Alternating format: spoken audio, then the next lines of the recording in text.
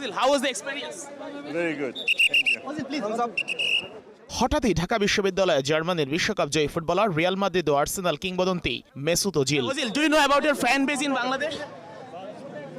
Your fan base in Bangladesh? It's the first time. সামাজিক মাধ্যম থেকে মূলধারার গণমাধ্যম কোথাও কোনো প্রকার সাড়া শব্দ ছাড়াই ওজিলের মতো একজন লেজেন্ডারি ফুটবলারের বাংলাদেশে আসা সারপ্রাইজের চেয়েও বেশি। শুধু ওজিল একাই নয়, তুরস্কের প্রেসিডেন্ট রিসেপ তাইয়েপ এরদোয়ানের ছেলে বিলাল এরদোয়ানও আসেন ঢাকা বিশ্ববিদ্যালয় ক্যাম্পাসে।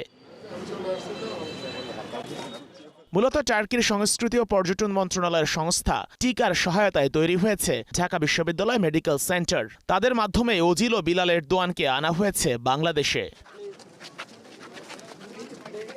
দুপুরে আসেন ঢাকা বিশ্ববিদ্যালয় মেডিকেল সেন্টারে।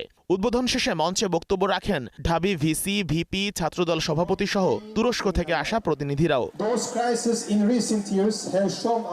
কিভাবে এত গোপনে বাংলাদেশে আনা হলো ওজিলের মতো এত বড় সুপারস্টারকে, তার সাথে কি কি বিষয়ে আলোচনা হলো ডাকসু ভিপির, সবই জানিয়েছেন সাদিক কায়েম। ঢাকা ইউনিভার্সিটি বাংলাদেশের ইয়ত, তাদের ভাবনা চিন্তা আগামীর বাংলাদেশ সবকিছু নিয়ে, তো তারা খুবই উজ্জীবিত বাংলাদেশকে নিয়ে। বিশেষ করে লাস্ট জুলাই আপরাইজিং পরবর্তী বাংলাদেশের ইয়তরা যেভাবে ন্যাশন বিল্ডিংয়ের জন্য কাজ করছে, তাদের যে ভাবনা সেটা নিয়ে তারা খুবই ইন্সপায়ার, এবং বাংলাদেশের সাথে তার্কির সাথে কীভাবে ফ্রেন্ডশিপটা আরও দৃঢ় করা যায় সেটা নিয়ে আমরা আলাপ করেছি, এবং আমরা আশা করছি এই ধরনের আসা যাওয়া অব্যাহত থাকবে।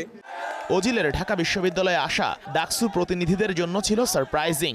তুর্কি বেস যে অর্গানাইজেশন টিকা, তারাই তাকে নিয়ে আসছে এবং সারপ্রাইজিংলি নিয়ে আসছে, কাউকে জানায়নি।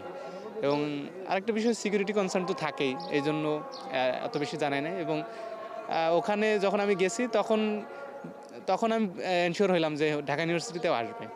দুদিনের সফরের দ্বিতীয় দিনে ওজিল যাবেন কক্সবাজার, রোহিঙ্গা শিশুদের সাথে খেলবেন ফুটবল, এরপর ফিরে যাবেন তুরস্কে।